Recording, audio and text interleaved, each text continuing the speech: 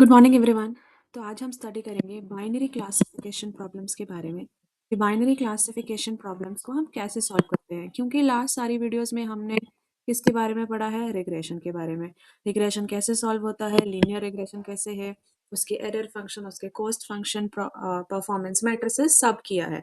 तो आज हम स्टार्ट करेंगे बाइनरी क्लासिफिकेशन क्या है, कैसे सॉल्व करना है, क्या उसमें हम रिग्रेशन यूज कर सकते हैं या नहीं। चलो देखते हैं। तो सबसे पहले बाइनरी क्लासिफिकेशन एक ऐसी प्रॉब्लम है जिसमें दो ही आउटपुट होते हैं। इसका जो आउटपुट है उसे हम बोलते हैं कैटेगोरिकल वैल्यू। जैसे कोई भी कैटेगरी है, उसमें मेल है फीमेल है, सिर्फ दो कैटेगरीज होंगी बाइनरी क्लासिफिकेशन में। जैसे कि आउटपुट हो सकता है 0 और 1, और हो सकता है पास और फेल। इस तरह से मतलब दो ही वैल्यू में आपका आउटपुट आएगा, जब पास या फेल, मेल या फीमेल, 0 या 1, तीसरा कोई भी कैटेगरी नहीं होगी। उसे हम बोलते हैं बाइनरी क्लासिफिकेशन। तो उसके लिए मैं आपको एक प्रॉब्लम बताती हूँ। लेट से हम कंसिडर करते हैं नंबर ऑफ आवर्स जो आपने स्टडी किया है एंड द रिजल्ट, कि आप पास होंगे या आप फेल होंगे। तो लेट से नंबर ऑफ आवर्स 4 है तो उसके लिए मैं बोलती हूँ फेल। 5 है तो भी फेल बोलते हैं हम हाइपोथेटिकली। 6 है तो हम बोलते हैं कि स्टूडेंट पास होगा। 7 है तो भी पास होगा। तो इसमें जो आउटपुट है वो दो ही आ रहे हैं, ठीक है, पास या फेल। Got it.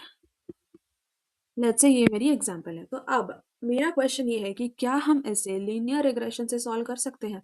उसे चेक करने के लिए कि क्या लीनियर रिग्रेशन से ये सॉल्वेबल है या नहीं, तो हमें बनाना होगा ग्राफ। इस साइड हम लेंगे नंबर ऑफ आवर्स और इस साइड हम देखेंगे रिजल्ट को।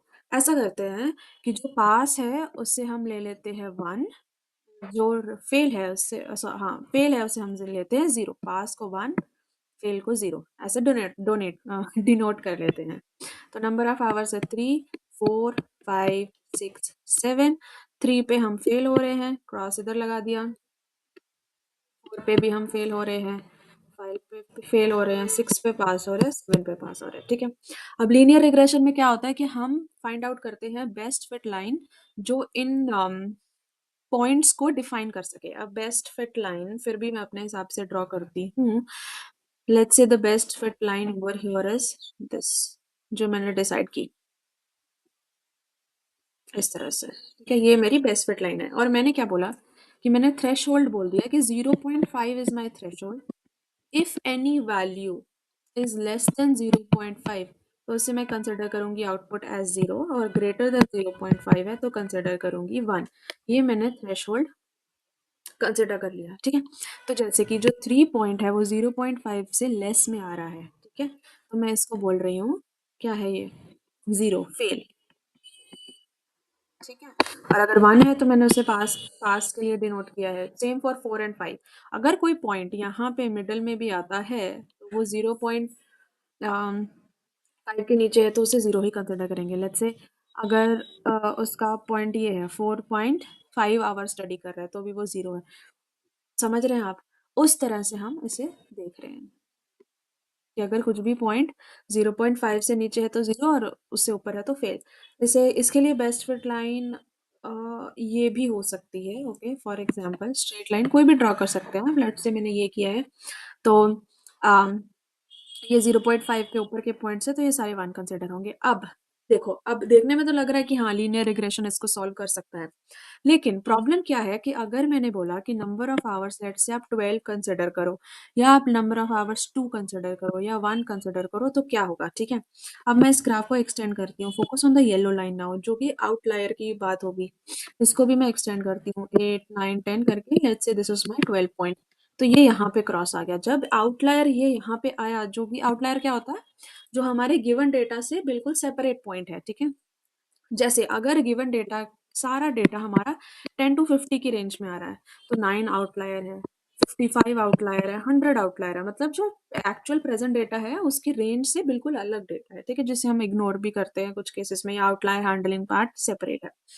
अगर ये मेरा आता है तो मेरी जो ये लाइन बेस्ट फिट लाइन जो मैंने ड्रॉ की अभी अभी तक, वो कितनी ड्रास्टिकली चेंज होगी आप देख सकते हैं कि ये मेरी पहले वाली लाइन थी और अब जो लाइन बनेगी, वेट, अब जो लाइन बनेगी वो कुछ ओके, तो अब जो लाइन बनेगी पॉइंट 2 के लिए, वो लेट्स से यहाँ पे मेरा पॉइंट 2 है, समवेयर यहाँ पे आ जाएगी, तो मतलब उसकी वैल्यू यहाँ पे माइनस में भी टच कर सकती है।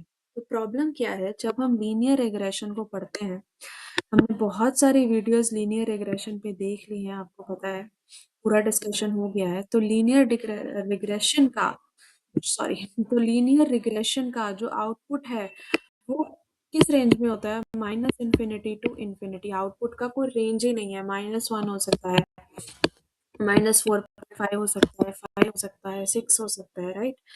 And second problem linear regression में जो अब यही है जो मैंने अभी बताई, आउटलायर्स की problem, very sensitive to outlier हो जाएगा हमारा।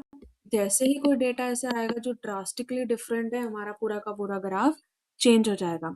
तो हमें क्या चाहिए बाइनरी क्लासिफिकेशन के लिए, वो रिक्वायरमेंट ये है कि बाइनरी क्लासिफिकेशन में हमें जो आउटपुट चाहिए वो चाहिए 0 to 1 की रेंज में, not like infinity to minus infinity. तो उसके लिए हम क्या करते हैं, वेरी केयरफुली आपको देखना है। फॉर एग्जाम्पल ये मेरी बेस्ट फिट लाइन है, ये ब्लू वाली, ठीक है। तो मैं क्या करूंगी, इसके आउटपुट को 1 तक रिस्ट्रिक्ट करना है मुझे, कि मेरा लीनियर रिग्रेशन से जो भी आउटपुट आ रहा था वो 0 to 1 में रहे ना। उसे मैं मुझे ऐसे स्क्वैश करना है लाइन को, कि ना 0 से कभी कम जाए